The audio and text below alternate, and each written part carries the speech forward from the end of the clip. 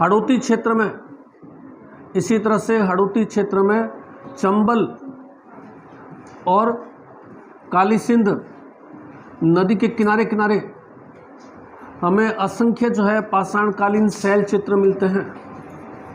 और ये शैल चित्र किसने खोजे थे? VS. Wakankar, doctor VS. Wakankar द्वारा जो है इन शैल चित्रों को खोजा गया था। तो आलनिया कोटा और हड़ौती में क्षेत्र में चंबल और काली सिंध का अपवाद क्षेत्र, ये शैल चित्रों के लिए फेमस है, पत्थर पर बने चित्रों के लिए फेमस है। इसी तरह से हम देखें बैराठ जयपुर पाषाणकालीन भित्ति गुफा चित्र है, भित्ति चित्र है, प्राचीन भारत की चित्रशाला कहते हैं। इसी तरह से कौलवी झालावाड़ भित्ति चित्रों के लिए, गुफा चित्रों के लिए फेमस है, राजस्थान का एलोरा कहते हैं। और इसी तरह से जो है दर भरतपुर भित्ति चित्रों के लिए फेमस है, गुफा चित्रों के लिए फेमस है। इसी तरह से जो है Garadda Bundi bird riding rock painting के लिए फेमस है। ऐसे बहुत सारे चित्र हैं। तो कहने का मतलब है कि हमारा मानव के उद्भव के साथ साथ ही चित्रकला की शुरुआत हो गई थी।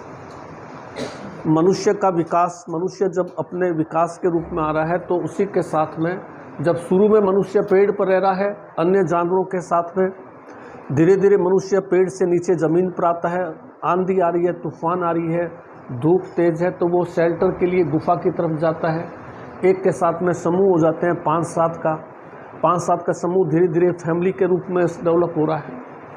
और वहीं खाली बैठे वो जो है पत्थर से, इनसे जो है वो चित्रकारी करने लग जाते हैं। तो पाषाणकालीन पत्थर युग, जिसमें मनुष्य की कोई सभ्यता नहीं है, कोई समाज नहीं है, कोई सभ्यता नहीं है, कोई वो नहीं है कि ये मेरा भाई है और ये मेरी माँ है, वो एक ग्रुप बन रहा है मनुष्यों का। उसके बाद में हम देखें आदिवासियों की भित्ति चित्रकला शुरू होती है। आदिवासियों में, राजस्थान में भित्ति चित्रकला में सबसे ज़्यादा योगदान किसका है? भील आदिवासी है। भील आदिवासी जो है अपने घरों में देवी भराड़ी का चित्र बनाते हैं, देवी भराड़ी का चित्र बनाते हैं। मीणा आदिवासी घर के अंदर जो है मोर का चित्र बनाते हैं, जिसको मोरनी मारना कहते हैं। ये जो भित्ति चित्र बनाते हैं आदिवासी, ये गीले प्लास्टर पर चित्र बनाते हैं। प्लास्टर जब गीला है तो प्लास्टर गीला जब सूखेगा तो कलर जो होगा वो दीवार के चिपक जाएगा, तो कलर जो है वो लंबे समय तक, तो क्वेश्चन से वो ये पूछते है कि भित्ति चित्रों को लंबे समय तक सुरक्षित रखने के लिए कौन सी विधि अपनाई जाती है। तो अगर अंग्रेजी का वर्ड देखें तब तो अपन फ्रेस्को शैली जो इटली वगैरह के अंदर थी, वहाँ जब पुनर्जागरण के दौर चल रहे थे। और राजस्थान में देखें तो अपन जो है आला गीला विधि, गीले प्लास्टर पर चित्रकारी करने की आला गीला विधि, जिसका दूसरा नाम जो है अरायस विधि भी है, अरायस विधि भी है। इस भित्ति चित्रों के लिए भी जो है आदिवासियों की भित्ति चित्र बाद में फिर कहाँ तक पहुँच जाती है? महलों में पहुँचती है। भित्ति चित्र के भी 2 क्षेत्र बन जाते हैं। एक हमारे पास में आता है शेखावाटी क्षेत्र, आपने नाम सुना होगा, मंडावा, चिड़ावा, नवलगढ़, ये सब क्षेत्र किसके लिए फेमस है? हवेलियों के लिए फेमस है। और यहाँ की हवेलियों में हमें जो है वो भित्ति चित्रकला मिलती है, जिसको हम ओपन आर्ट गैलरी कहते हैं। ओपन आर्ट गैलरी, शेखावटी क्षेत्र, नवलगढ़, चिड़ावा, मंडावा, ये सारे इलाके जो है वो ओपन आर्ट गैलरी हवेलियों की भित्ति चित्रकला के लिए फेमस। और इसी तरह से हड़ौती क्षेत्र अपने पढ़ा है, कोटा बूंदी, ये किसके लिए फेमस है? आदिवासियों की चित्रकला के लिए फेमस है, आदिवासियों की भित्ति चित्रकला। तो 2 ग्रुप बन जाते हैं भित्ति चित्रकला में, एक शेखावाटी ग्रुप जो हवेलियों की भित्ति चित्रकला है, और एक हड़ौती ग्रुप जो आदिवासियों की भित्ति चित्रकला है। अब यहाँ से भित्ति चित्रकला जो है वो धीरे धीरे महलों में आती है। और महल में सबसे पहले किस राजा के महल में आती है? तेज सिंह कमलचंद्र 1260 ईस्वी में, श्रावक प्रतिक्रमण सूत्र चूर्णी 50वां अपन पढ़ चुके हैं इसको। प्राय पूछा जाता है एग्जाम में। 1260 ईस्वी सरावक प्रतिक्रमण सूत्र श्रोणी कमल चंद्र ने चित्रित किया। राजस्थान में चित्रित हुआ पहला ग्रंथ है। राजस्थान में चित्रित हुआ पहला ग्रंथ है जो मेवाड़ के महाराणा तेज सिंह का दरबारी चित्रकार था। तो महलों में से चित्रकारी जब राजाओं के दरबार में जाती है तो सबसे पहले कहाँ के राजाओं के दरबार में जाती है? तो मेवाड़ के अंदर। तो अगर क्वेश्चन पूछे कि राजस्थान में चित्रकला का विकास कहाँ से शुरू हुआ? जो मेवाड़ क्षेत्र से। राजस्थानी चित्र, ये तो लोक चित्रकला है, ये आगे क्लासिकल पेंटिंग। तो राजस्थान में चित्रकला का वास्तविक विकास, शास्त्रीय चित्रकला किस राजा के दरबार से शुरू हुई है? तेज सिंह के दरबार से। कहाँ से शुरू हुई है? मेवाड़ से। और मेवाड़ शैली को हम ये कह सकते हैं कि 1260 से आ रही है। इस समय न मुगलों का आगमन है, न दक्षिण भारतीय शैली इतना विकसित है, न मधुबनी पेंटिंग विकसित है, न कांगड़ा पेंटिंग इतनी विकसित है। तो ये एक मौलिक शैली है, मौलिक, जिसके अंदर कोई दूसरी शैली का प्रभाव नहीं दिखाई देता, अपना मौलिक रूप। जो नहीं तो अपन देखेंगे जयपुर शैली पर मुगल का बहुत ज़्यादा प्रभाव मिलता है। इसी तरह से ये जो अपने जो है अलवर वगैरह है उस पर कांगड़ा का, ईरानी चित्रकला का, इनका प्रभाव मिलता है। मौलिक चित्रकला शैली कौन सी है? तो मेवाड़ शैली। मेवाड़ शैली में फिर आगे कई स्कूल्स आ जाते हैं। 1916 में एक चित्रकार हुआ था जिसका नाम था आनंद कुमार स्वामी। वेरी इंपॉर्टेंट पॉइंट है, आनंद कुमार स्वामी। इस आनंद कुमार स्वामी ने राजस्थानी पेंटिंग का गहनता से अध्ययन किया और गहनता से अध्ययन करने के बाद में इसने एक किताब लिखी जिसका नाम है राजपूताना पेंटिंग्स। और इस राजपूताना पेंटिंग्स किताब में इसने राजस्थानी चित्रकला को वैज्ञानिक तरीके से वर्गीकरण किया, वैज्ञानिक तरीके से चित्रकला को सेटल किया। अब वो कैसे सेटल कर रहा है तो देखिए, 1916 में जो आनंद कुमार स्वामी है वो चित्रकला को दो हिस्सों में बांट रहा है। एक आता है लोक चित्रकला, एक बांट रहा है वो लोक चित्रकला, एक बांट रहा है वो शास्त्रीय चित्रकला। ये राजस्थान में चित्रकला दो रूप में है, एक शास्त्रीय चित्रकला में है, एक लोक चित्रकला में। लोक चित्रकला में फिर वो जो है फड़ चित्रकला आता है, फड़ चित्रकला को ले रहा है, कावड़ चित्रकला को ले रहा है,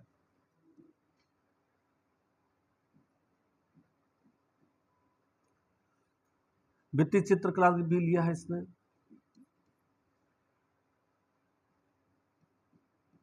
पथवारी लिए है, मांडना लिया है,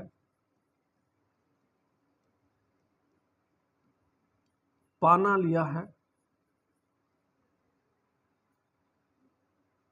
बेवाण चित्रकला है,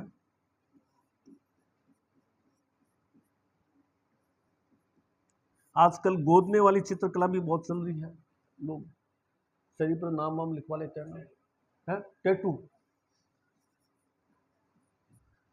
ये कुछ फेमस लोक चित्रकला है, ये राजस्थान की फेमस लोक चित्रकला है। फड़, कावड़, भित्ति चित्रकला, पथवारी चित्रकला, मांडना, पाना, बेवाण और गोदना। शास्त्रीय चित्रकला को इसने जो है 4 समूह में बांटा। हाड़ौती समूह की चित्रकला, इसमें मुख्य शैलियां जो है बूंदी शैली, कोटा शैली, उप शैलियां इसमें है नहीं, बाकी कईयों में उप शैलियां भी लेता ही है। जैसे मेवाड़ समूह है, मेवाड़ समूह में इसने उदयपुर शैली ली चित्रकला की, नाथद्वारा शैली ली चित्रकला की, चावंड शैली ली, ये तो मुख्य शैलियां ले ली। फिर इनकी उप शैलियां, इसमें देवगढ़ शैली है, ये बहुत फेमस है, शाहगढ़ शैली है। कई बार वो उप शैलियां दे देता है कि निम्न में से ये शैलियां जो है वो कौन सी शैली की उप शैलियां हैं, मेवाड़ समूह की, मारवाड़ समूह की, ढूंढान समूह की। तो हड़ौती समूह में कोटा और बूंदी शैलियां है, मेवाड़ समूह में उदयपुर, नाथद्वारा, चावंड है, और मारवाड़ समूह के अंदर जो है जोधपुर शैली है, जोधपुर शैली है, बीकानेर शैली है, किशनगढ़ शैली है, जोधपुर, बीकानेर, किशनगढ़, और एक अजमेर शैली। ये यहां ध्यान रखना है। अजमेर शैली को मारवाड़ का ऐसा नहीं, अजमेर पिछले बार क्वेश्चन आया था सेकंड ग्रेड के अंदर, अजमेर शैली जो है वो कौन सी चित्रकला की शैली में आता है, तो मारवाड़ में आएगा। लोग अजमेर को जो है वो ढूंढान जयपुर में कर देते हैं कि जयपुर के नज़दीक है। अजमेर की जो पेंटिंग्स है तो वो मारवाड़ समूह की विशेषताओं में आती है। तो अजमेर शैली है। इसके अलावा इसमें अपने यहाँ उप शैलियाँ भी है, जैसे जैसलमेर शैली है, जैसलमेर शैली है, और अपने जो है पेंटिंग्स के अंदर ये ठिकाना था ना फेमस, मथेरन तो इसमें बीकानेर में आ जाएगा, मथेरन तो बीकानेर में आ जाएगा। एक दो उप शैलियाँ भी आती है बीकानेर की। और इसी तरह से ढूंढान समूह है, ढूंढान समूह है, इसमें जयपुर शैली आएगी, अपने जो है अलवर शैली आएगी, अलवर को भी ढूंढान में शामिल किया हुआ है। और इस दो मुख्य शैलियों के अलावा जो है टोंक का उनियारा अपने पढ़ा है, बौद्ध कल्चर का एक बहुत बड़ा ठिकाना था, उनियारा शैली जो है टोंक की आएगी। तो इनमें शैलियां भी है, इनमें उपशैलियां भी है। हर शैली का स्वर्ण युग कौन से राजा का समय था, ये पूछा जाता है कि जैसे पूछ लिया उसने कि कोटा शैली का विकास या कोटा शैली का स्वर्णकाल किस राजा के समय था, बूंदी शैली का स्वर्णकाल किस राजा के समय था। अपने जब बूंदी का इतिहास पढ़ा था तो अपने पढ़ा था छत्रसाल ने जो है बूंदी में रंग महल बनवाया था, और छत्रसाल के बाद में उम्मेद सिंह बूंदी का राजा, इसने बूंदी में चित्रशाला बनवाई थी, और चित्रशाला से बूंदी शैली जो है पूरे वर्ल्ड में फेमस हो गई। तो बूंदी शैली का स्वर्ण युग किसका काल था, तो उम्मेद सिंह का। इसी तरह से कोटा शैली का भी स्वर्ण युग किसका काल था, तो उम्मेद सिंह का। वो कोटा के राजा उम्मेद सिंह है, ये बूंदी के राजा उम्मेद सिंह। तो इनमें स्वर्ण युग कौन सा काल था, कौन सी ग्रंथ है, किसने चित्रकारी की है, इस शैली के फेमस चित्रकार कौन है। अभी पिछले साल ये पूछा था क्वेश्चन, क्या नाम है उस महिला का, नाथद्वारा शैली की फेमस महिला है ना, क्या नाम है, वो बार बार पूछते हैं, वो नाथद्वारा शैली की दो चर्चित निर्मा, क्या नाम है उसका, नाथद्वारा शैली में महिला चित्रकार बहुत फेमस है, कमला इलायची, कमला और इलायची, नाम थोड़े अजीब से हैं। कमला और इलायची जो है ये नाथद्वारा शैली की फेमस महिला चित्रकार है, कमला और इलायची। तो अब अपन एक एक चित्रकला को देखें, एक एक चित्रकला को देखें। पहला हमारे पास में आता है फड़ चित्रकला। फड़ चित्रकला कहाँ की फेमस है, शाहपुरा भीलवाड़ा की। फड़ चित्रकला बेसिकली है क्या, कपड़े पर की गई चित्र, कपड़े पर ये चावल का माड़ चढ़ा लेते हैं जिससे कपड़ा कड़ा हो जाता है। कपड़े का साइज फिक्स लेते हैं 24x5, 24x5 का कपड़ा लेकर के, साइज फिक्स है, चावल की माड़ चढ़ा ले, कपड़ा कड़ा होगा, कड़प आ गई उसके अंदर। उसके बाद में इस कपड़े पर किसी लोक देवता का पूरा जीवन चित्रित करते हैं। पाबू जी की फड़ है तो पाबू जी का जन्म, पाबू जी का बचपन, पाबू जी की युवावस्था, कौन कौन से युद्ध लड़े, क्या क्या कार्य किए, किस किस को किया, और अंत में पाबू जी की मृत्यु। ये पूरा लोक देवता का जीवन जो है वो चित्रित किया होता है फड़ में। जिसके मान लीजिए पाबू जी की फड़ है तो पाबू जी का, रामदेव जी की फड़ है तो रामदेव जी का, देवनारायण जी की फड़ है तो देवनारायण जी का, गोगा जी की फड़ है तो गोगा जी का, पूरा जीवन चित्रित होगा। और इनको बांसने का काम कौन करते हैं, भोपे। भोपे वो लोग होते हैं जो गांव के अंदर जो है वो सामान्य रूप से नज़र लगना, झाड़ फूंक करना, ये काम करते हैं, जो नज़र वगैरह उतारना, और साथ साथ में जो है ये फड़ बांस करके अपना जीवन यापन करते हैं। लोग बुलाते हैं भोपों को फड़ बांसने के लिए, फड़ बांस करके अपना जीवन यापन। इनके पास में फड़ होती है, बाकी ये जड़ी बूटियां बेचते हैं, बीमारी का उपचार है, किसी को कोई कहते हैं हवा लग गिर, ये सब वो पुराने जमाने की बातें हैं।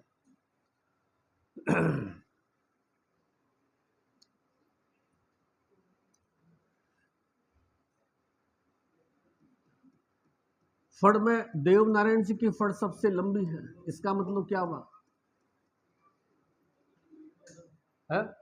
कपड़ा तो वही साइज फिक्स है, सेम है, घटनाएं ज्यादा होती है, चित्र ज्यादा होते हैं देवनारायण जी। तो देवनारायण जी के फड़ को बांसने में समय बहुत ज्यादा लगता है, बहुत ज्यादा घटनाओं का चित्रण करता है। तो देवनारायण जी की फड़ सबसे लंबी है, देवनारायण जी की फड़ पर चित्र बहुत ज्यादा है, देवनारायण जी के फड़ पर डाक टिकट जारी हुआ हुआ है। देवनारायण जी की फड़ की एक प्रति जो है बर्लिन म्यूजियम में रखी हुई है जर्मन के अंदर, तो वो भी मतलब एक तरह से इंटरनेशनल की तरह आ जाती है।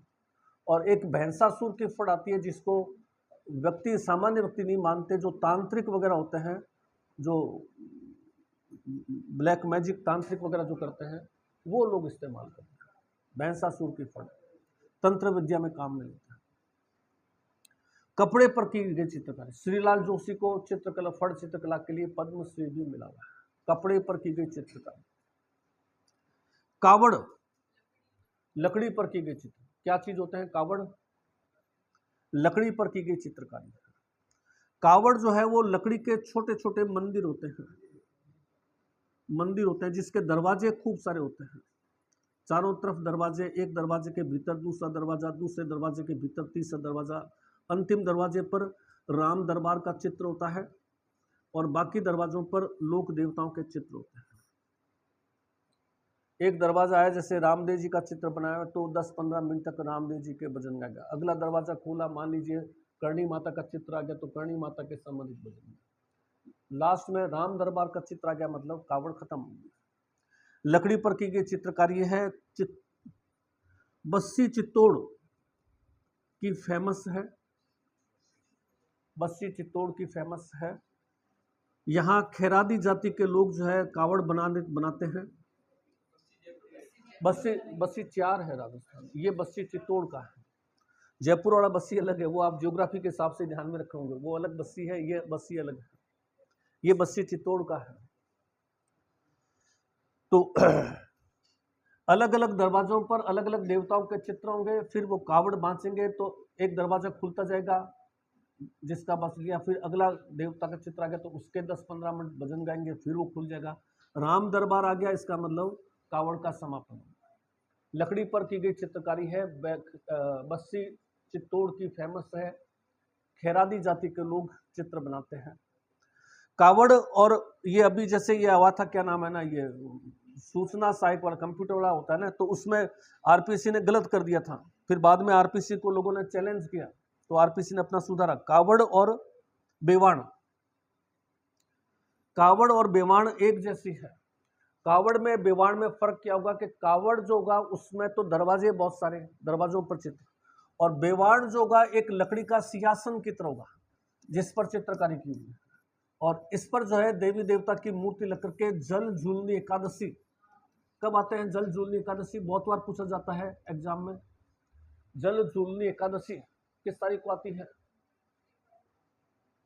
वो आपको थोड़ा सा देखना पड़ेगा। जल झूलनी एकादशी भाद्र शुक्ल एकादशी, रामदेव जी के मेले के अगले दिन, भाद्र शुक्ल दशमी अभी आने वाला है, रामदेव जी का मेला भरेगा, उसके अगले दिन जो त्योहार आएगा वो जल झूलनी एकादशी आएगा। वो वहां 12 वगैरह की तरफ में बहुत फेमस है, कोटा 12।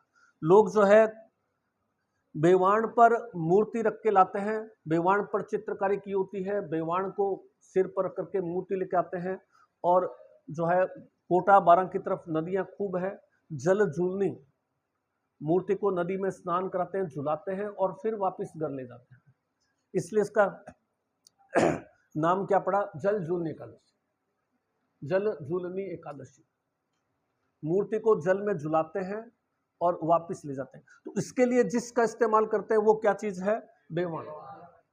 आरपीसी ने क्वेश्चन दिया था पिछली बार, ये सूचना सहायक के अंदर, और वो फिर बाद में जो है आरपीसी को अपना क्वेश्चन जो है वो चेंज करना पड़ा था। क्वेश्चन तो पूछा था अनेक कपाटों वाला चित्रित जो स्मारक जो चीज है वो क्या है, तो वो कावड़ आता है, और उसने आंसर कर दिया था बेवाण कर दिया था। इसी तरह से भित्ति चित्रकला ने ले लिया पथवारी, पुराने जमाने के अंदर लॉ एंड ऑर्डर में थोड़ी कमी रहती थी, तो गांव के बाहर जो है एक चौकी बना करके पत्थर की शिला स्थापित कर दी और उस पर जो है देवी देवताओं के चित्र बना दिए। पथवारी यानी पथ का रक्षक। एक गांव छोड़ करके दूसरे गांव जा रहा है, शहर जा रहा है, तो मार्ग में लूटपाट नहीं हो जाए, क्योंकि लोग व्यापार के लिए गांव शहर आते रहते थे और उनको काफिलों को ये लूट लिया करते थे। तो मार्ग की रक्षा के लिए पथवारी की पूजा की जाती है। मांडना क्या चीज है? मांडना, मांडने की क्या खासियत है? मांडने के अंदर एक ही खासियत है, हाथ से तो बनाते हैं, खासियत क्या चीज है इसकी? मांडना जहां भी देखेंगे, चाहे किसी भी त्योहार पर, होली दिवाली पर, केवल जियोमेट्रिकल, ज्यामितीय चित्रकारी, ज्यामितीय पेंटिंग। मांडने में कोई फूल पत्ती का चित्र नहीं होगा, मांडने में किसी पुरुष किसी पशु का चित्र नहीं होगा, केवल और केवल ज्यामितीय पेंटिंग। आपने देखा होगा जैसे कि ये बना दिया, उसके बाद में यूं कर दिया इसको, उसके बाद में इसको यूं कर दिया, यूं कर दिया, उसके बाद में ऐसे ऐसे कर दिया, फिर ये क्या बन गया? मांडना बन गया। ज्यामितीय गोला, त्रिभुज, चतुर्भुज, फूल पत्ती पशु पक्षी कोई चित्र नहीं होगा, केवल त्रिभुज, चतुर्भुज, गोला है। कौन से? नहीं, बराड़ी का चित्र नहीं होता, वो तो भील बनाते हैं बराड़ी का, वो तो अपनी देवी का रूप बनाते हैं। मांडना जो है ज्यामितीय चित्रकारी है, ज्यामितीय। फूल पत्तियां जैसे ही चौकोर है, इसके अंदर यूं लाइनें कर खींच दी, इसके अंदर त्रिभुज बना दिया, इसके अंदर गोला बना दिया, फूल पत्तियों के चित्र। पाना किसको कहेंगे? दिवाली पर कहते हैं मोली पाना लिए ही है। पाना किसको कहते हैं? लक्ष्मी पूजन करते हैं तो मोली और पाना ले यूज करते हैं। पाना मतलब कागज पर चित्रकारी। अब तो क्या है कि प्रिंटिंग प्रेसें आ गई, लक्ष्मी जी का पूजन करना है तो लक्ष्मी जी की फोटो जो है वो मार्केट में मिलती है, लोग ले आते हैं। पुराने जमाने में ऐसा नहीं था, तो ऐसे लोग बहुत सारे थे जो कागज लेकर के साल भर जो है वो चित्र बनाया करते थे और फिर दिवाली के समय आकर के और बाजार में बेचते थे। कागज पर की गई चित्रकारी। अब कागज चित्रकारी के बजाय क्या हो जाता है? पेंटिंग आ जाता है, कागज पर की गई चित्र। बेवाण मैंने आपको बता ही दिया, गोदना है, ये हमारी जो है वो शास्त्रीय चित्रकला है, सॉरी लोक चित्रकला है। नहीं वो अलग है, वो कावड़ नहीं, वो तो कावड़, उसमें तो क्या कि वो पानी होते हैं, दो होते हैं, वो गंगा जल लेकर के आते हैं, वो तो दो पात्र होते हैं, उनके अंदर पानी भर करके, और अपने सिटी का कोई भी मंदिर हो तो उस मंदिर, शिव जी के मंदिर पर वो पानी चढ़ाते हैं। गंगा का पानी ला करके अपने शहर, जैसे बीकानेर में गंगा है नहीं, यहाँ के कुछ लोग जाते हैं, बहुत सारा तो प्रचलन नहीं है लेकिन थोड़े बहुत लोग जाते हैं, तो कुलायत जाते हैं, पैदल कुलायत जाएंगे, 2 मटकियाँ होंगी, दोनों तरफ वो डंडा होगा और वो कंधों पर रख लेंगे, पैदल कुलायत जाएंगे, वहाँ कुलायत का पानी भर करके और अपना कोई आसपास में कोई शिव मंदिर जिसमें उसकी आस्था है, उस मंदिर में जाकर के वो जल चढ़ाए। तो वो कावड़ अलग चीज है, ये अपना कावड़ अलग है। शास्त्रीय चित्रकला, शास्त्रीय चित्रकला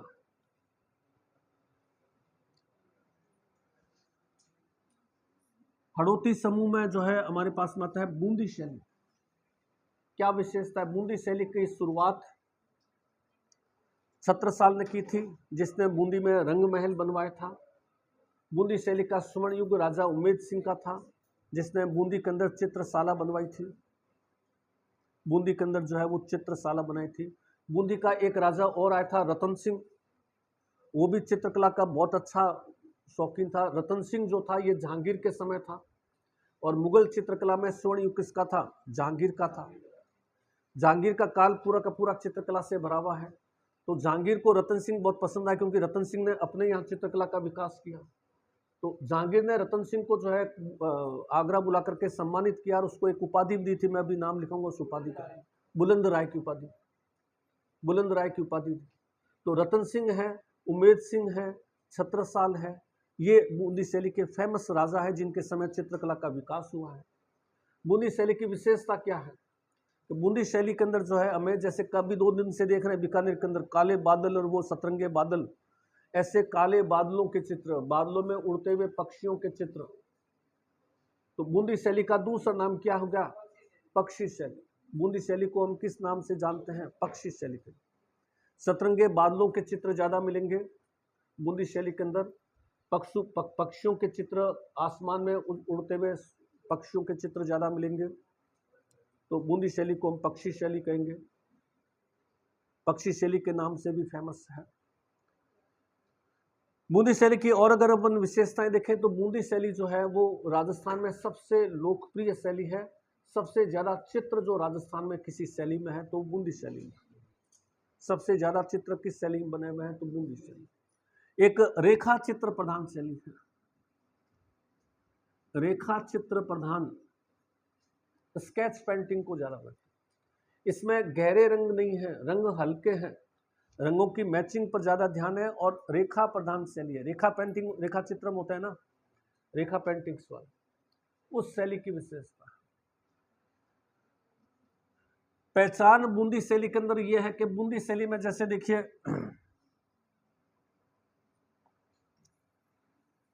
जैसे देखिए सामान्य रूप से आंखें जो है, सामान्य रूप से आंखें जो है एक व्यक्ति की इस तरह से अपन मानते हैं, सामान्य रूप से। अब बूंदी शैली की पेंटिंग होगा तो उसमें आंख कैसे हो जाएगी?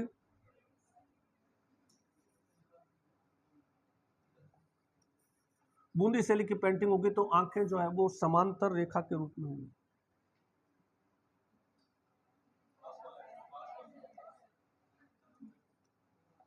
बूंदी शैली की पेंटिंग होगी तो आंखें जो है वो समांतर रेखाओं के रूप में हो जाएंगी।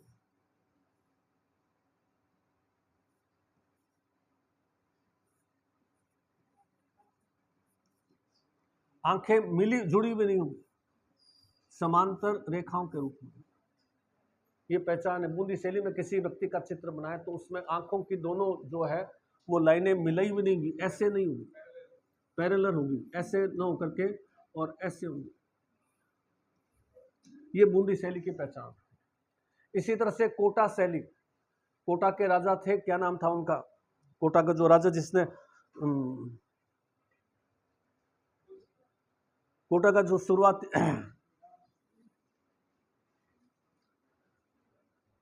जिसने बूंदी को विजय किया था ना, क्या नाम था?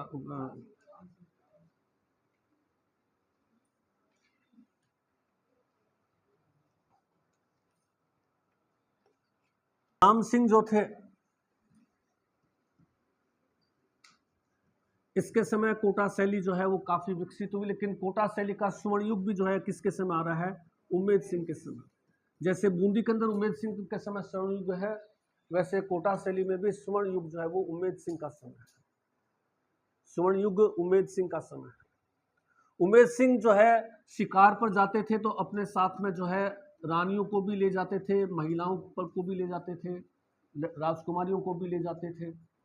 तो शिकार के शौकीन थे परिवार के लोग, तो इस शैली में जो है महिलाओं को भी शिकार करते दर्शाया गया है, इसलिए इसे शिकार शैली कहते हैं। जैसे बूंदी शैली का कहा अपने पक्षी शैली, सतरंगे बादलों में पक्षियों के उड़ते, वैसे कोटा शैली को हम क्या कहेंगे?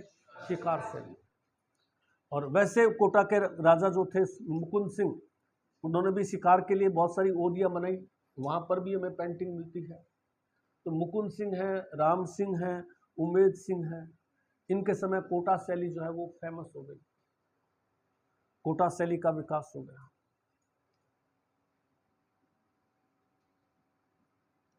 मेवाड़ समूह के अंदर हम देखें तो उदयपुर शैली है, जिस शैली में पहला चित्र बना श्रावक प्रतिक्रमण सूत्र चूर्णी तेज सिंह के समय।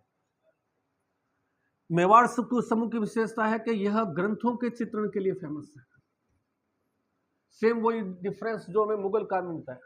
अकबर के समय क्या हुआ था? ज्यादातर ग्रंथों का चित्रण हुआ, महाभारत का चित्रण हुआ रज्मनामा के नाम से, रामायण का चित्रण हुआ।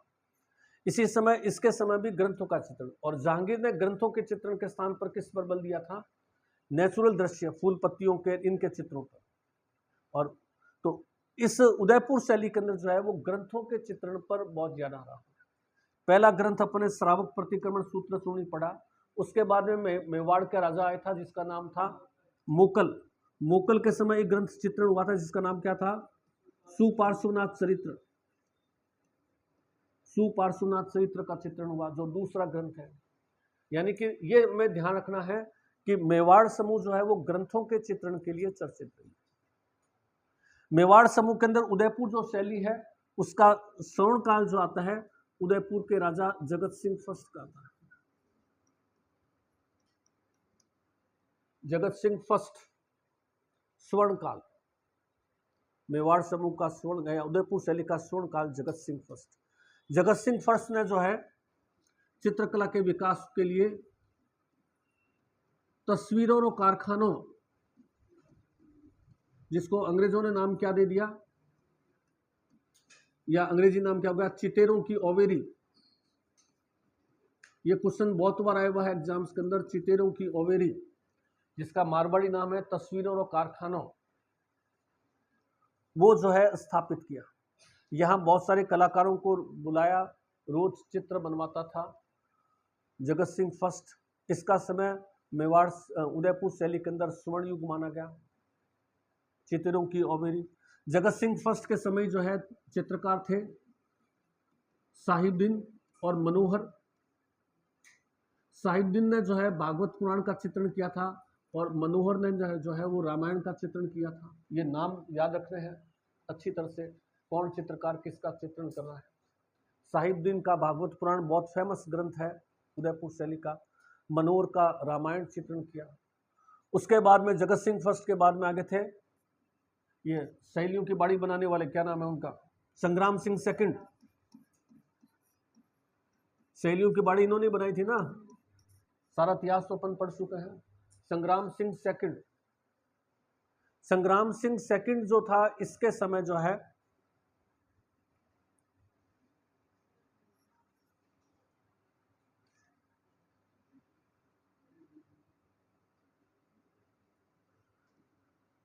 कलीला दमना और कौन से, कलीला दमना ग्रंथ का चित्रण हुआ है। यह कलीला दमना ग्रंथ जो है विष्णु शर्मा की रचना, पंचतंत्र का फारसी अनुवाद है। विष्णु शर्मा की रचना पंचतंत्र वर्ल्ड की सबसे लोकप्रिय किताब मानी जाती है बच्चों के हिसाब से। पूरे विश्व की सबसे फेमस किताब कौन सी है? इसमें नैतिक कहानियां हैं, लेकिन बेस किसको बनाया गया है? जानवरों, जानवरों को बेस बना करके नैतिकता की कहानियां। सबसे ज्यादा अनुवादित ग्रंथ अन्य भाषाओं में, लगभग 54 या 56 भाषाओं में अनुवाद हो चुका है इसका, विष्णु शर्मा का पंचतंत्र। इसी कलीला दमना इसी पंचतंत्र पा जाए थे। इसी में दो जो है गिदड़ के चित्र है, एक गिदड़ अच्छा गिदड़ है, एक गिदड़ बुरा गिदड़ है, और अच्छे गिदड़ की बुरे गिदड़ पर विजय इसमें दिखाई गई। तो विष्णु शर्मा कलीला दमना का चित्रण हुआ था, भागवत का इनका चित्रण हुआ। नाथद्वारा शैली क्या विशेषता है? नाथद्वारा शैली, नाथद्वारा में श्रीनाथ जी का मंदिर है। मूर्ति कहां से लगी थी? ब्रज के क्षेत्र से। तो ब्रज चित्रकला के किसी स्थान पर बड़ी मूर्ति जाती है, एक स्थान से दूसरे स्थान पर, तो बहुत सारे लोग चले जाते हैं क्योंकि उनका रोजगार उस मूर्ति से जुड़ा हुआ है। आप देशनोक भ्रमण करेंगे तो देशनोक के 80% फैमिली जो है वो करणी माता के मंदिर के कारण चलते हैं। आप मूर्ति देशनोक से जो है उसको नोखा ले आइए तो आधे लोग वहां से वहां आ जाएंगे। किसी के प्रसाद की दुकान है, किसी की फूलमाला की दुकान है, किसी के और कोई दुकान है, किसी की बारी आती है मन, तो उस तरह से 50 तरह के रोजगार मिलते हैं। तो मूर्ति आई तो वहां से ब्रज चित्रकार आई। तो नाथद्वारा शैली जो है वो राजस्थानी और ब्रज चित्रकला का मिश्रण है। पिछवाई चित्रकला इसकी विशेषता है। हमारे इधर जो मंदिर होते हैं उसके आगे मूर्ति लगी है, मूर्ति की जो पीछे दीवार होती है वो दीवार प्लेन होती है, खाली होती है, उस पर कुछ भी नहीं होता। लेकिन नाथद्वारा में देख जाएंगे तो वहां जो है पीछे की दीवार को कपड़े से ढक करके और उस पर कृष्ण लीलाओं के चित्र होंगे। तो क्वेश्चन ये वो बहुत बार आता है कि कौन सी चित्रकला शैली जो है कृष्ण लीलाओं के चित्रण के लिए फेमस है? नाथद्वारा शैली। इलायची और कमला ये फेमस अभी वर्तमान में महिला चित्रकार है, और भी चित्रकार है इसके। अपन लेंगे आगे धीरे, पहले थोड़ा सा उतार लेते हैं। चित्रकला,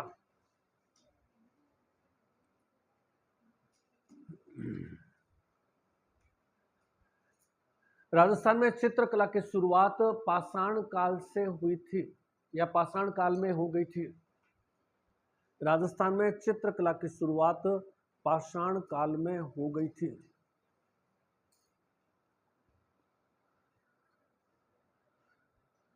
जैसे आलनिया कोटा, आलनिया कोटा पाषाणकालीन शैल चित्रों के लिए चर्चित है। आलनिया कोटा पाषाणकालीन शैल चित्र, पाषाणकालीन शैल चित्रों के लिए चर्चित है। पाषाणकालीन शैल चित्रों के लिए चर्चित है।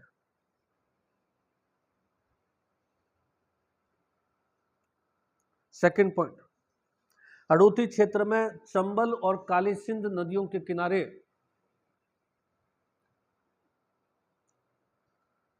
हड़ौती क्षेत्र में चंबल और काली सिंध नदियों के किनारे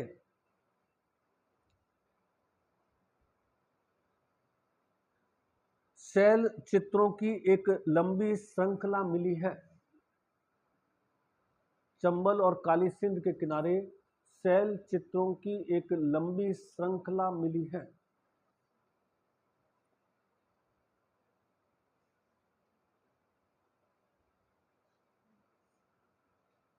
जिसकी खोज,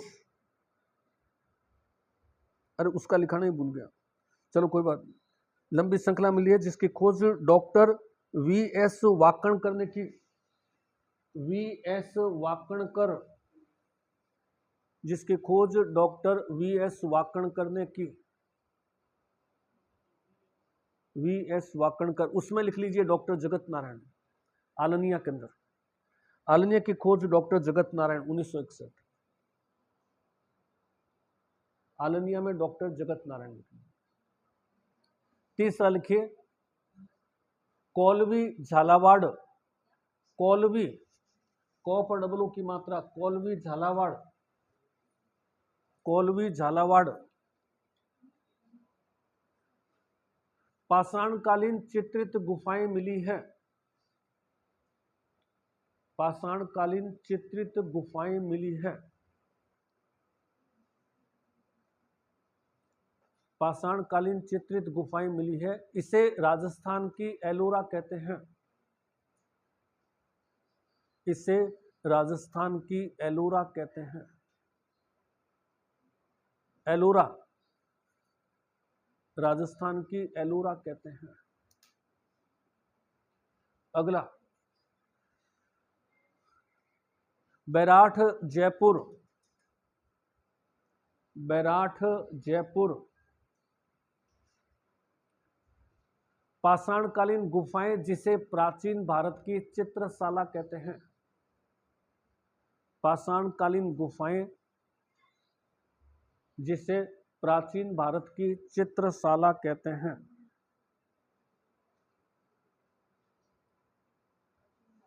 चित्रशाला कहते हैं। दर भरतपुर पाषाणकालीन चित्रित गुफाएं मिली है। अगला पॉइंट, दर भरतपुर पाषाणकालीन चित्रित गुफाएं। दर भरतपुर पाषाणकालीन चित्रित गुफाएं। पाषाणकालीन चित्रित गुफाएं। गरदड़ा बूंदी, गरदड़ा बूंदी लिखवा रखा है पहले। गरदड़ा बूंदी किस लिए फेमस है? बर्ड राइडिंग रॉक पेंटिंग, पक्षी की सवारी करते हुए। Bird riding rock painting, rock painting है पक्षी की सवारी करते हुए। पैराग्राफ को चेंज करके लिखिए।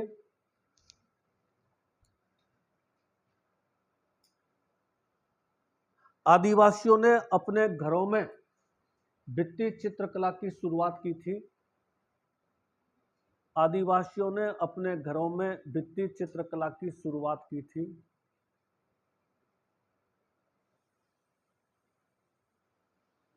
भित्ति चित्रकला की शुरुआत की थी। भील आदिवासी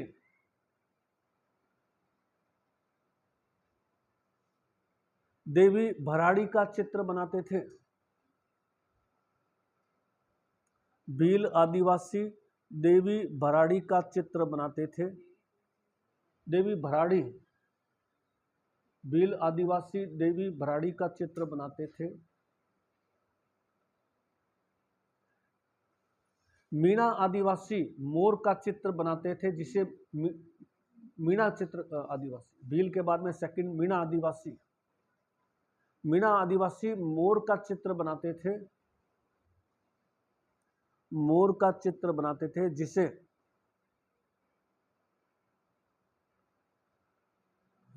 मोर का चित्र बनाते थे, जिसे मोरडी मांडना कहते, मोरडी, जिसे मोरडी मांडना कहते हैं। मोरडी, जिसे मोरडी मांडना कहते हैं। मोरडी मांडना कहते हैं।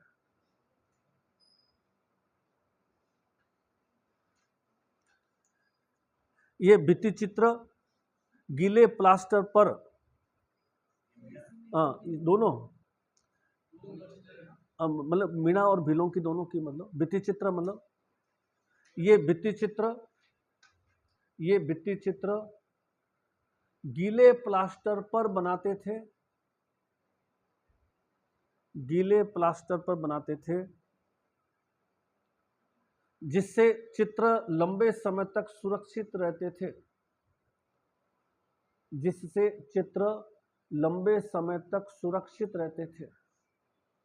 लंबे समय तक सुरक्षित रखना।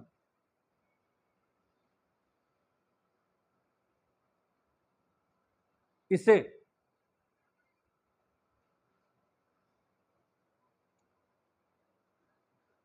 आला गीला या अरायस विधि कहते हैं।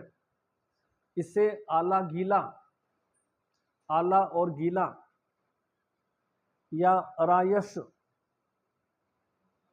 आला गीला या अरायस विधि कहते हैं, या यूरोपियन लैंग्वेज में कहे तो फ्रेस्को शैली कहते हैं। फ्रेस्को, फ्रेस्को शैली कहते हैं। इसे आला गीला या अरायस विधि या फ्रेस्को शैली विधि कहते हैं। फ्रेस्को शैली के चित्र ऐसे बनते थे यूरोप में। एक ही चीज है, चाहे प्लास्टर गीला है, सूखने नहीं दिया, उसी पर चित्र बना दिया, तो प्लास्टर सूखेगा धीरे धीरे। अब यूरोप में तो क्या है कि वहां पर वो बहुत सारी अदर चीजें भी मिलाते थे, अंडे की जर्दी मिलाते थे, दूसरा और फैट मिलाते थे, जिससे कि चित्र चिकनाहट भी आ जाती थी। अपने यहाँ इतना एडवांस नहीं था। आदि गारा, गारा जो है, जैसे मिट्टी का गारा जो है वो मिला देते थे। वो यूरोप के विधि थोड़ा सा एडवांस थी अपने, बाकी फ्रेस्को में था ही, वो भी गीले प्लास्टर पर करते थे।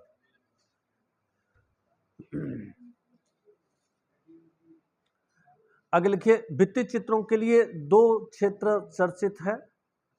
इसी में पैराग्राफ चेंज करके, भित्ति चित्रों के लिए दो क्षेत्र चर्चित है। भित्ति चित्रों के लिए दो क्षेत्र चर्चित है।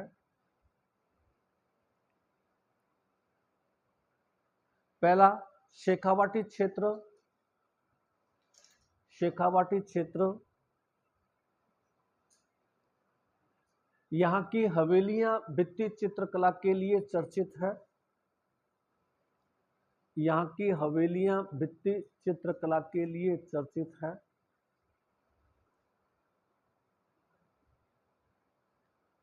भित्ति चित्रकला के लिए चर्चित है, जिसे ओपन आर्ट गैलरी कहते हैं। ओपन आर्ट गैलरी, शेखावाटी क्षेत्र की हवेलियों की चित्रकला ओपन आर्ट गैलरी, जिसे ओपन आर्ट गैलरी कहते हैं। दूसरा, हड़ौती क्षेत्र आदिवासियों की भित्ति चित्रकला के लिए चर्चित रहा है। आदिवासियों की भित्ति चित्रकला के लिए चर्चित रहा है?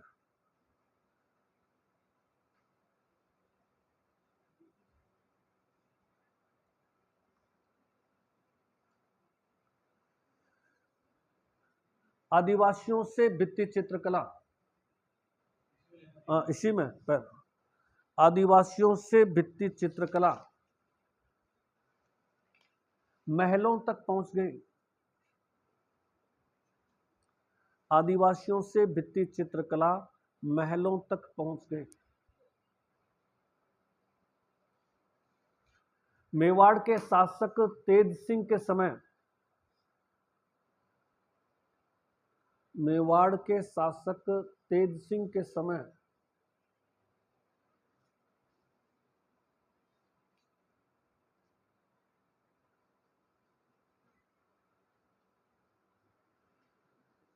मेवाड़ के शासक तेज सिंह के समय चित्रकार कमल चंद्र ने, चित्रकार कमल चंद्र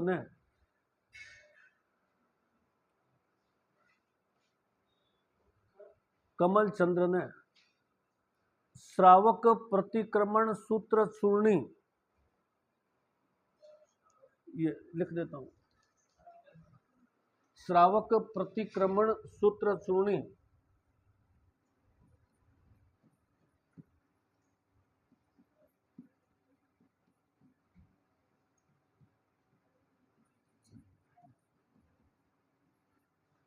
ग्रंथ का चित्रण किया था,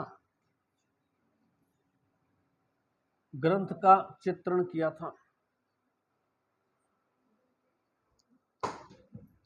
अर्थात चित्रकला की शुरुआत मेवाड़ क्षेत्र से हुई। ग्रंथ का चित्रण किया था, चित्रकला की शुरुआत मेवाड़ क्षेत्र से हुई।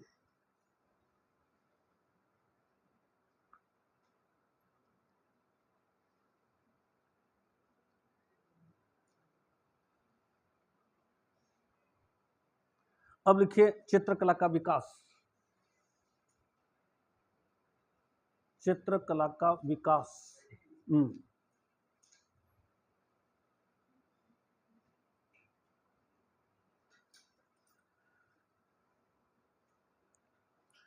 राजस्थान का प्राचीनतम चित्रित ग्रंथ, राजस्थान का प्राचीनतम चित्रित ग्रंथ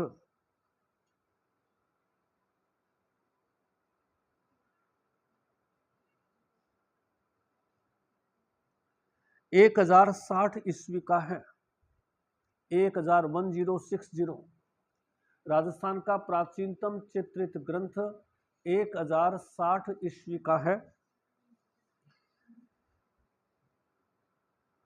यह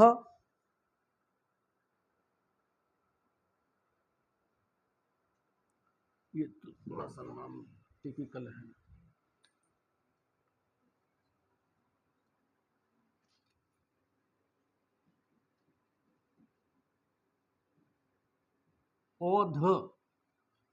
ओध नियुक्ति बणी,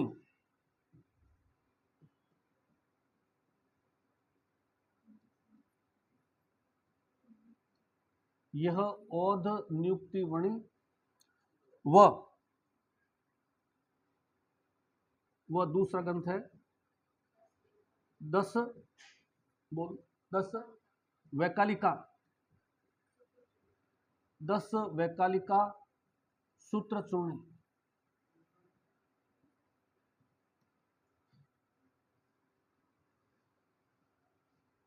यह ओध नियुक्तिवर्णी व 10 वैकालिका सूत्र चूर्णी ग्रंथों के चित्र है। 10 वैकालिका सूत्र चूर्णी जैन ग्रंथ है, दोनों जैन ग्रंथों के चित्रण हैं।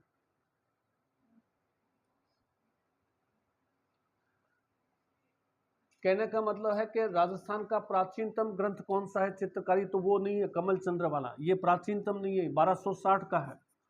और ये कब का है? 1060 का है। ये ग्रंथ जो है वो चित्रण किया हुआ है, और 2 ग्रंथों का चित्रण एक साथ हमें मिल रहा है, 1060 ईस्वी का और ये दोनों जैन ग्रंथ हैं जो राजस्थान के प्राचीनतम ग्रंथ है। चित्रकार कौन है ये हमें पता नहीं है, किस राजा के समय ये पता नहीं है, लेकिन पहला ग्रंथ पूछा जाए तो इसी को कहेंगे। और इस पर एक बहुत क्वेश्चन आता है प्राय जो मैं आगे लिखा रहा हूं। ये चित्रित ग्रंथ वर्तमान में जैसलमेर म्यूजियम में रखे हुए हैं। ये चित्रित ग्रंथ वर्तमान में जैसलमेर म्यूजियम में है। जैसलमेर के जिन भद्रसूरी लाइब्रेरी कह सकते हैं, जिन भद्रसूरी म्यूजियम में है। ये चित्रित ग्रंथ वर्तमान में जैसलमेर के जिन भद्रसूरी संग्रहालय में है। ये चित्रित ग्रंथ वर्तमान में जैसलमेर के जिन भद्रसूरी संग्रहालय में है। जैसलमेर के जिन भद्रसूरी संग्रहालय में है। इनको पश्चिमी भारतीय कला के दीप स्तंभ कहा जाता है। इनको पश्चिमी भारतीय कला के दीप स्तंभ कहते हैं। पश्चिमी भारतीय कला के दीप स्तंभ, ये क्वेश्चन 2-3 बार एग्जाम में पूछा हुआ है। पश्चिमी भारतीय कला के दीप स्तंभ। राजस्थान का अगर सबसे पहला ग्रंथ पूछे तो यही ग्रंथ है दोनों। कौन है चित्रकार, किस राजा के समय, ये हमें पता नहीं है, लेकिन ये ग्रंथ देखना चाहे तो कहाँ मिलेंगे? जैसलमेर के जिन भद्रसूरी लाइब्रेरी। कब के ग्रंथ है? 1060 ईस्वी। और इतने अच्छे हैं कि इनको पश्चिमी भारत का दीप स्तंभ नाम से जाना जाता है। अब आ जाइए मेन चित्रकला। चित्रकार आनंद कुमार स्वामी ने, पैराग्राफ चेंज करके इसी में लिखना है। चित्रकार आनंद कुमार स्वामी ने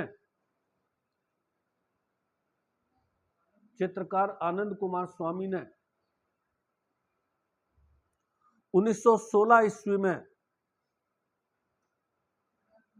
आनंद कुमार स्वामी ने 1916 ईस्वी में राजपूताना पेंटिंग्स नाम से ग्रंथ लिखा। राजपूताना पेंटिंग्स नाम से ग्रंथ लिखा। बहुत फेमस किताब है ये, कई बार पूछी हुई है। राजपूताना पेंटिंग्स नाम से ग्रंथ लिखा और चित्रकला का वैज्ञानिक वर्गीकरण किया। चित्रकला का वैज्ञानिक वर्गीकरण किया।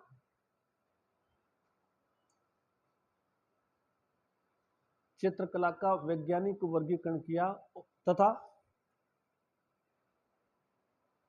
चित्रों को 2 समूह में बांटा। चित्रों को 2 समूह में बांटा।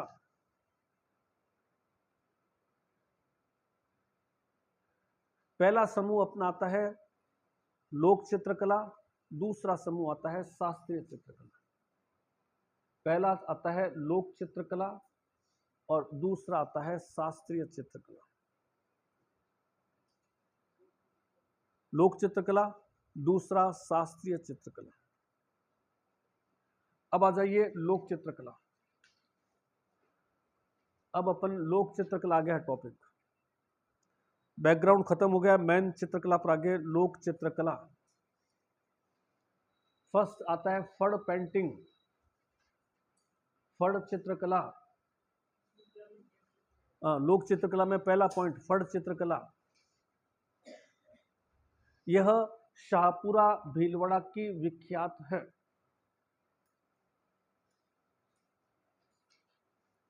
शाहपुरा भीलवाड़ा की विख्यात है। कपड़े पर चावल की माड़ चढ़ाकर की जाती है। कपड़े पर चावल की माड़ चढ़ाकर की जाती है। चावल की माड़ होता है ना, चावल का वो रस, चावल की माड़ चढ़ाकर की जाती है। इसमें निश्चित आकार 24x5 फीट का कपड़ा लेते हैं। इसमें निश्चित आकार 24x5 फीट का कपड़ा लेते हैं।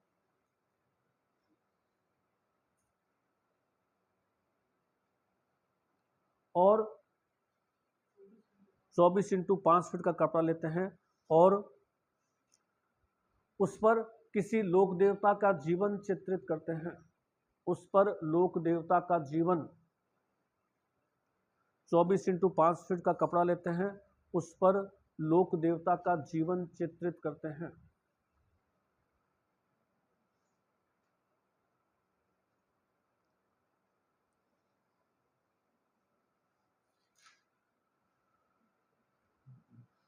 श्रीलाल जोशी को फड़ चित्रकला के लिए पद्मश्री मिला हुआ है।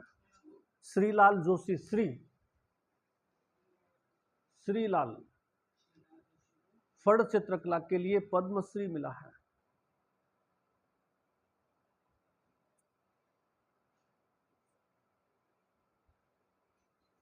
प्रमुख फड़, श्रीलाल जोशी को फड़ चित्रकला के लिए पद्मश्री मिला है। प्रमुख फड़, पहला लिखिए बाबूजी की फड़,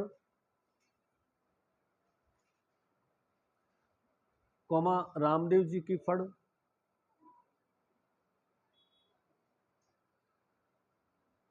बाबू जी की फड़, रामदेव जी की फड़, देव नारायण जी की फड़, देव नारायण जी की फड़। इस देवनारायण जी की फड़ के बारे में 2 लाइनें लिख लीजिए। बाबू जी की फड़, रामदेव जी की फड़, देव नारायण जी की फड़, इसके बारे में 2 लाइनें लिखना है। हाँ, देवनारायण जी की फड़ सबसे लंबी है। देवनारायण जी की फड़ सबसे लंबी है।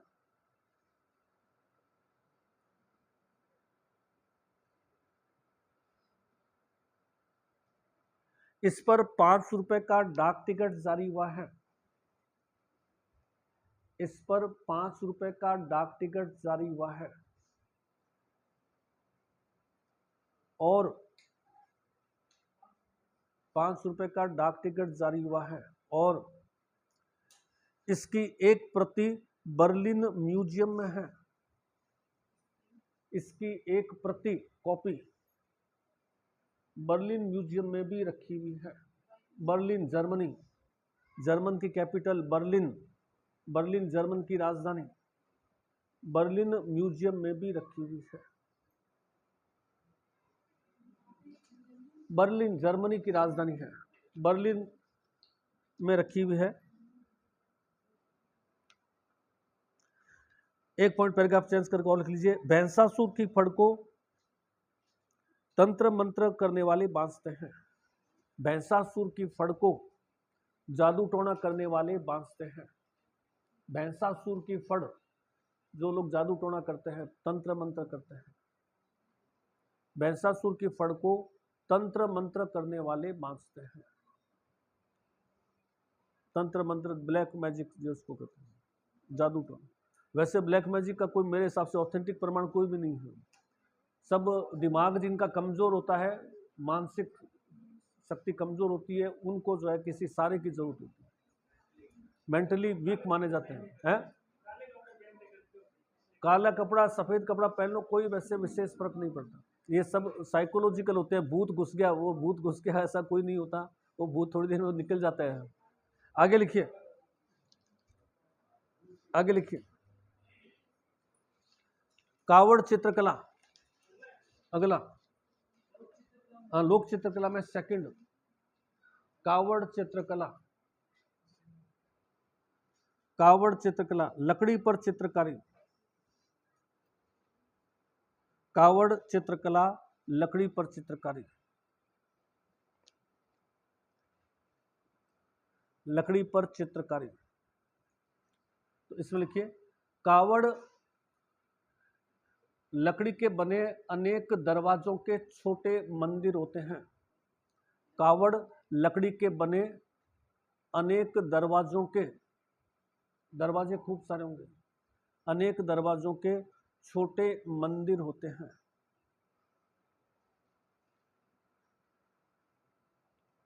दरवाजों पर देवताओं के चित्र बनाए जाते हैं। दरवाजों पर लोक देवताओं के चित्र बनाते हैं।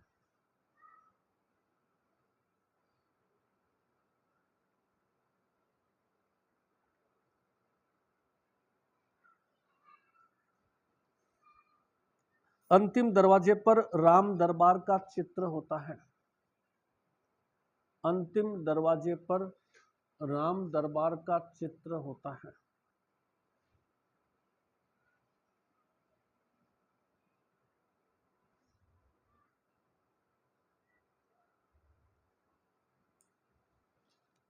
पैराग्राफ को चेंज करके लिखिए। कावड़ कला बस्सी ब्रैकेट में चित्तौड़ की चर्चित है। बस्सी चित्तौड़ की चर्चित है।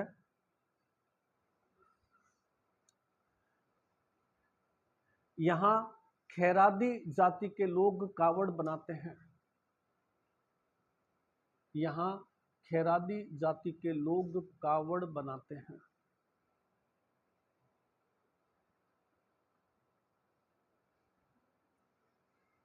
बेवाण खैरादी जाति के लोग कावड़ बनाते हैं। अगला जाए कावड़ से मिलता जुलता बेवाण कावड़ से मिलता जुलता है। बेवाण वो तो लकड़ी का पिंजरे की तरह, ये लकड़ी के सिंहासन है। बेवाण लकड़ी के छोटे छोटे सिंहासन होते हैं। बेवाण लकड़ी के छोटे छोटे सिंहासन होते हैं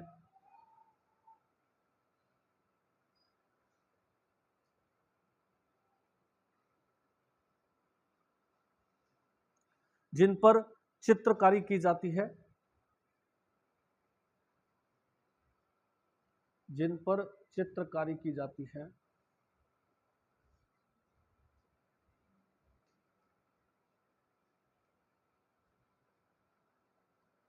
अगला आ जाइए।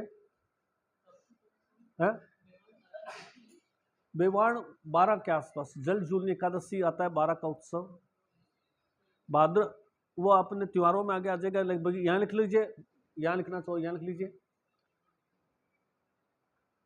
भाद्र शुक्ल एकादशी या जल झूलनी एकादशी को, भाद्र शुक्ल एकादशी अभी आने वाली है कुछ दिनों में। भाद्र शुक्ल एकादशी या जल झूलनी एकादशी को, जल झूलनी, जल में झूला झूलना, जल झूलनी एकादशी को बेवाण पर मूर्तियां रखकर, बेवाण पर मूर्तियां रखकर लोग नदी में झुलाते हैं। बेवाण पर मूर्तियां रखकर लोग नदी में झुलाते हैं। अगला पॉइंट, कावड़ के बाद में अगला आ जाइए। पथवारी पत्थर पर चित्रकारी। पथवारी पत्थर पर चित्रकारी।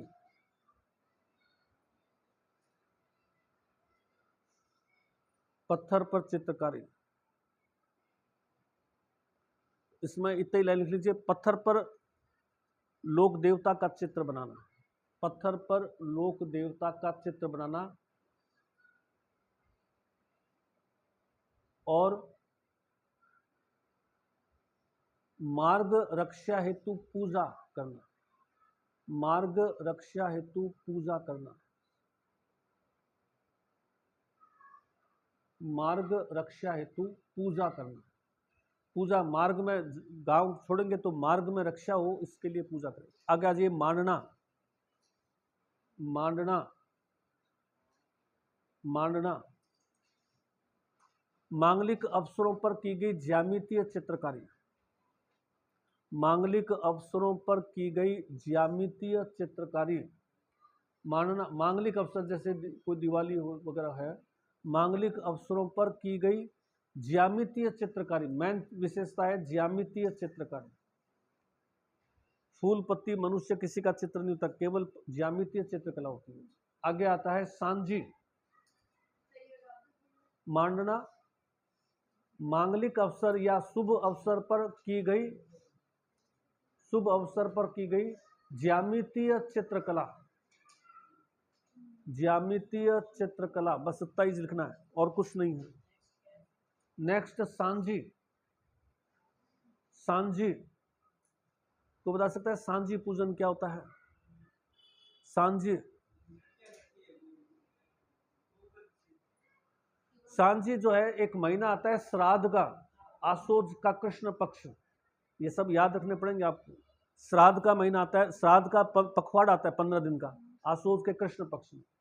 तो इस कृष्ण पक्ष के दौरान कुंवारी लड़कियां जो होती है वो दीवार पर गोबर का लेप बनाती हैं, और गोबर का लेप बना करके उसको हल्दी है, कुमकुम है और चीज़ों से सजाती है, और सजाने के बाद में जो है पूरे श्राद्ध के महीने के 15 दिन उसको पार्वती का प्रतीक मान करके पूजती है। और नाथद्वारा में हम जाएंगे या मेवाड़ क्षेत्र में जाएंगे तो वहाँ जो है वो गोबर के स्थान पर क्या लेंगे, 5-7 केले ले लेंगे और केले की गुड्डी बना करके उसको दीवार पर चिपका देंगे। फिर उस पर जो है कुमकुम, हल्दी या अन्य चीज़ों से, चावल से बना करके कुंवारी लड़कियां पूछती है अच्छा वर मिल जाए, इतना ही और कुछ नहीं है। तो लिख लीजिए इसको, सांझी पूजन, सांझी पूजन अश्वनी या श्राद्ध पक्ष में चित्रकला में है, सांझी चित्रकला, चित्रकला में सांझी चित्रकला, सांझी चित्र, पहले तो वो अपनी कलाकारी दिखाएगी ना उस पर, उस गोबर को कैसे पूजेगी, गोबर पर कलाकारी दिखा करके उसको एक सुंदर बनाएगी रूप, और वो रूप बना करके सुंदर, फिर उसको कहेगी ये पार्वती है, अब पार्वती तू अपनी तरह मुझे भी जो है बना, जैसे तूने शिव जी से विवाह किया उस तरह से मेरा भी कोई अच्छे से विवाह करवा, वो उसके लिए पूजा करेगी। तो लिखिए सांझी, श्राद्ध पक्ष में कुंवारी लड़कियां, सांझी कर दीजिए खाली, सांझी चित्रकला, श्राद्ध पक्ष में कुंवारी लड़कियां, कुंवारी लड़कियां, आजकल तो पार्वती जी की हेल्प की जरूरत नहीं पड़ती है, वो खुद ही अपने लेवल पर ही हेल्प कर लेती है। आजकल कहाँ जरूरत है, वर्तमान जनरेशन को जरूरत ही नहीं है। ये जो 2000 के बाद की जो जनरेशन है ना, जैसे आप में भी इसमें बहुत सारे होंगे, वो बिल्कुल मतलब साइंटिफिकली डिफरेंट जनरेशन है, साइंटिफिकली नॉट, मतलब एक 90% वो साइंटिफिकली डिफरेंट जनरेशन है, जो उससे बैक की जो जनरेशन है उससे बिल्कुल डिफरेंट है, जो न तो खुद पर विश्वास रखती है, न तो किसी पेरेंट्स पर विश्वास करती है, न किसी आगे किसी पर विश्वास करती है।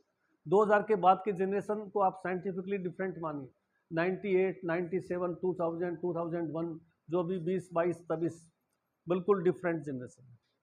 कहीं मतलब उस जनरेशन का पीछे वाली जनरेशन से देखेंगे तो बिल्कुल कोई तुलना ही नहीं है।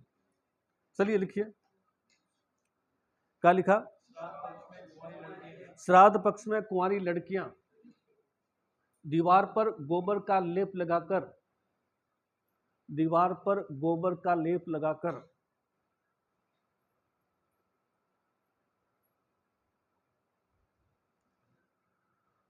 हल्दी कुमकुम आदि से सजाती है, हल्दी कुमकुम आदि से सजाती है।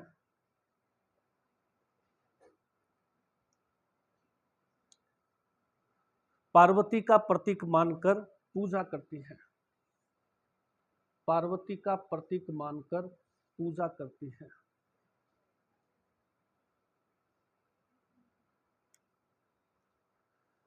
इसी में पैराग्राफ चेंज करके इसी के अंदर लिखना है, नाथ द्वारा, नाथ द्वारा केले की सांझी के लिए विख्यात है, केले की सांझी, केले की सांझी के लिए चर्चित है।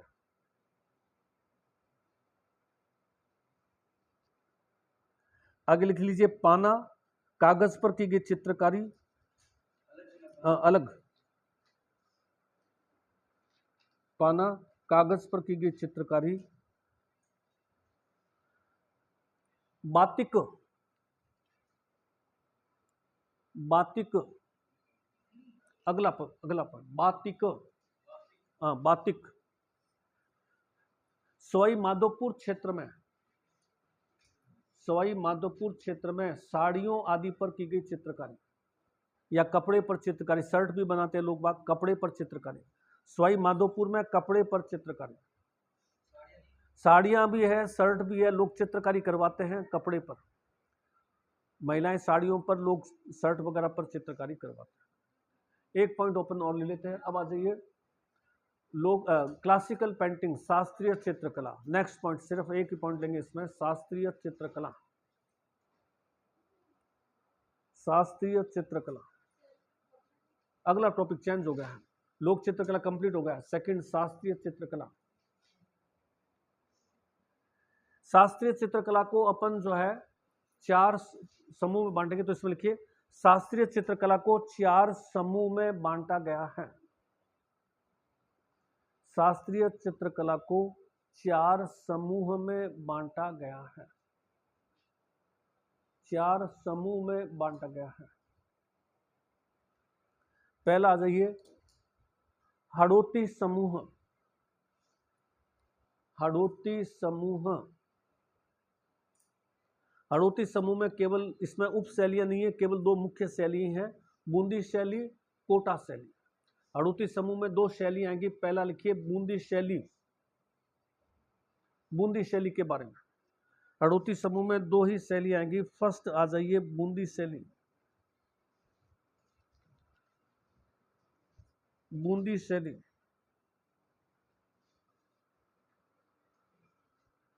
राजस्थान। बूंदी शैली लिखिए, राजस्थान चित्रकला की सबसे लोकप्रिय शैली है। बूंदी शैली सबसे लोकप्रिय है, चित्रकला की सबसे लोकप्रिय शैली है। बूंदी शैली सबसे लोकप्रिय शैली है। सर्वाधिक चित्र इसी शैली में बने हैं।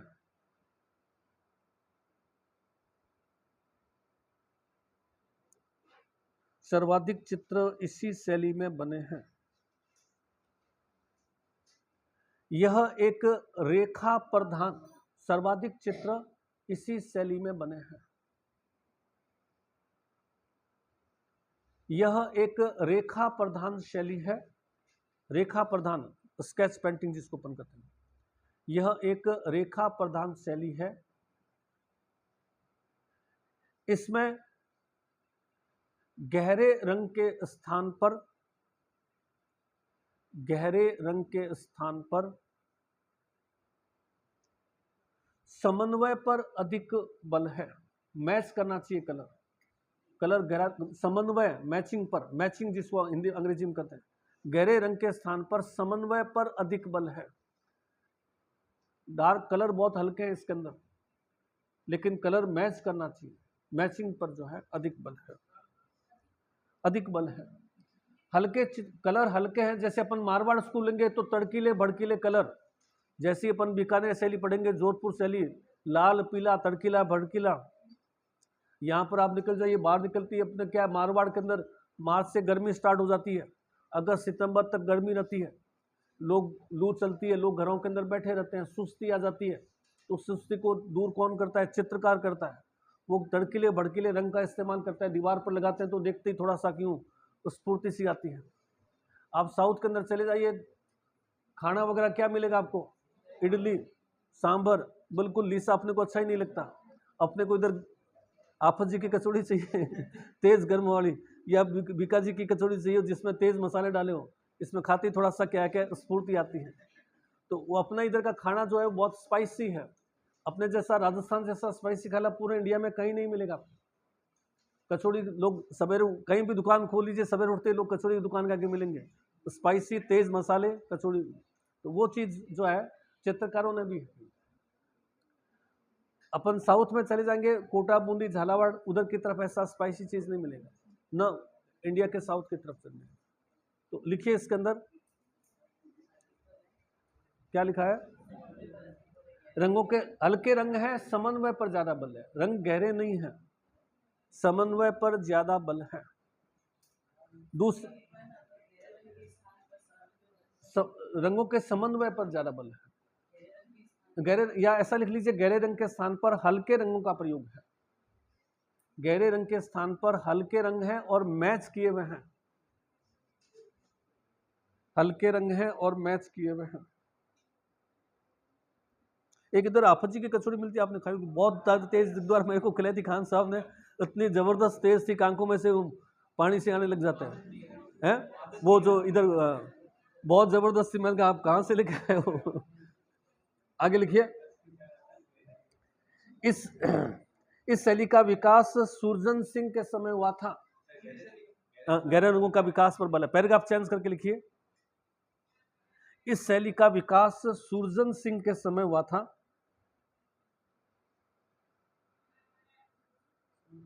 सुरजन सिंह के समय हुआ था।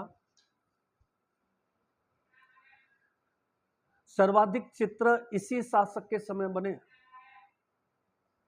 सर्वाधिक चित्र इसी शासक के समय बने। सर्वाधिक चित्र इसी शासक के समय बने।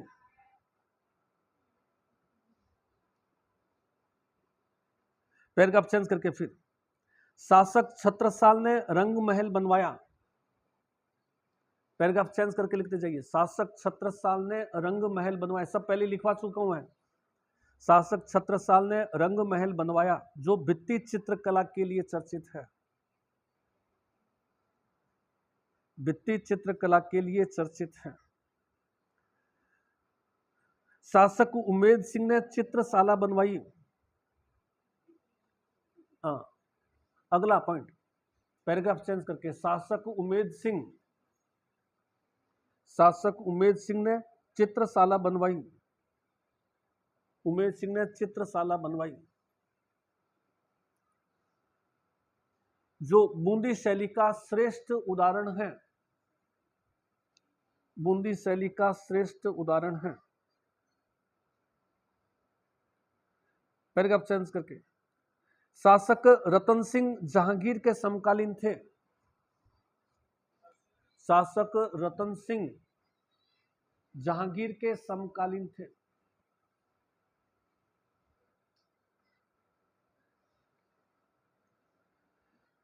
जहांगीर ने इनको बुलंद राय की उपाधि दी थी। जहांगीर ने इनको, शासक रतन सिंह जहांगीर के समकालीन थे। जहांगीर ने इनको बुलंद राय की उपाधि दी। बुलंद राय, ये कई बार पूछा हुआ है, जहांगीर द्वारा बुलंद राय की उपाधि। बूंदी, राजस्थान में सबसे लोकप्रिय शैली यही है, बूंदी। और लास्ट में इसमें लिखिए, इस शैली के इस समय के दो चर्चित चित्र है। रतन सिंह के समय, पैराग्राफ चेंज करके, रतन सिंह के समय के दो चर्चित चित्र है। पहला चित्र है राग दीपक का चित्र, भारत भवन दिल्ली। राग दीपक का चित्र, राग दीपक का चित्र, भारत भवन दिल्ली। राग दीपक, भारत भवन दिल्ली। ये राग दीपक का चित्र कहां रखा हुआ है? भारत भवन है दिल्ली के अंदर, चित्रकला, भारत भवन दिल्ली। और दूसरा रागिनी भैरवी का चित्र, रागिनी भैरवी का चित्र, भैरवी का चित्र इलाहाबाद म्यूजियम में रखा हुआ है।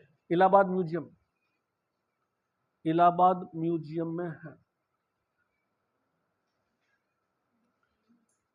पैराग्राफ चेंज करके फिर, यह शैली पक्षियों, सतरंगे, बादलों के चित्र के लिए चर्चित है।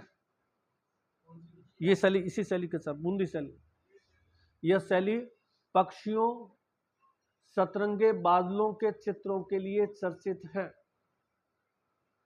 पक्षियों, सतरंगे, बादल, यह शैली पक्षियों, सतरंगे, बादलों के चित्र के लिए चर्चित है। इसे पक्षी शैली भी कहते हैं। पक्षियों, सतरंगे, बादलों के लिए चर्चित है, इसे पक्षी शैली भी कहते हैं। नाचते हुए मोर का चित्र केवल इसी शैली में मिलता है। वेरी इंपॉर्टेंट पॉइंट है, नाचते हुए मोर का चित्र, नाचते हुए मोर का चित्र केवल इसी शैली में मिलता है।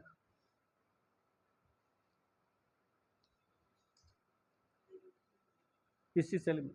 दो लाइन का और है, अड़ोती हो जाएगा कंप्लीट। कोटा शैली लिख लीजिए, दो लाइन ही है इसके लिए। कोटा शैली, अगला शैली, बूंदी शैली के बाद में कोटा शैली। शुरुआत कोटा के राजा राम सिंह फर्स्ट के समय हुई थी। कोटा शैली की शुरुआत राजा राम सिंह फर्स्ट के समय हुई थी।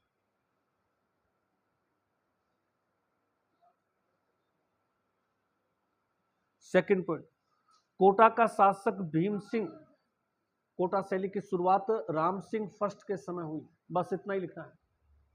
कोटा शैली किस राजा के समय शुरू हुई? राम सिंह फर्स्ट।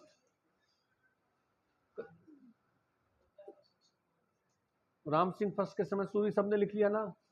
आगे लिखिए पैराग्राफ चेंज करके। शासक भीम सिंह,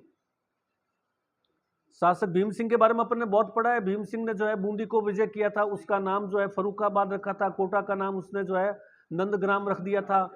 कोटा के अंदर जो है मथुरेश जी मंदिर बनवाया था। ये सारी चीजें पहले अपन ने पढ़ी हुई है, इसलिए मेरे हिसाब से ज्यादा दिक्कत आनी नहीं चाहिए। शासक भीम सिंह जो है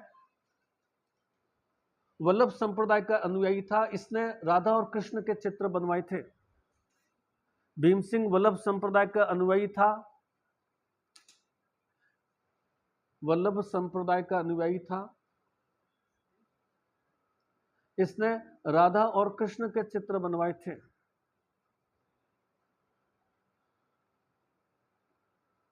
राधा और कृष्ण के चित्र बनवाए थे। तीसरा,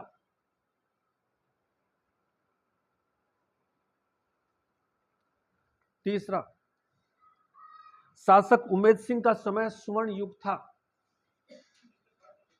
हाँ, शासक उमेद सिंह का समय स्वर्ण युग था।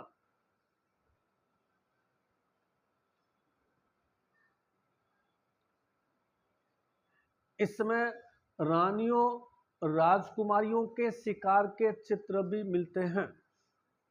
रानियों राजकुमारियों के शिकार करते हुए चित्र। रानियां राजकुमारियां भी शिकार करने जा रही हैं। रानियां राजकुमारियों के शिकार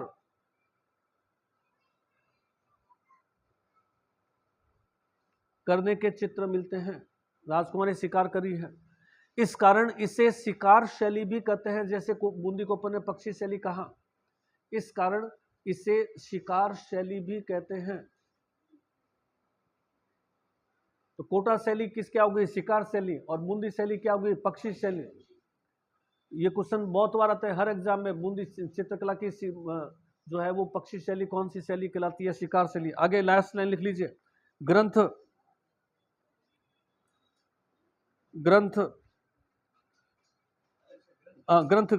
कोटा शैली का चित्रकार डालूराम का रागमाला ग्रंथ। चित्रकार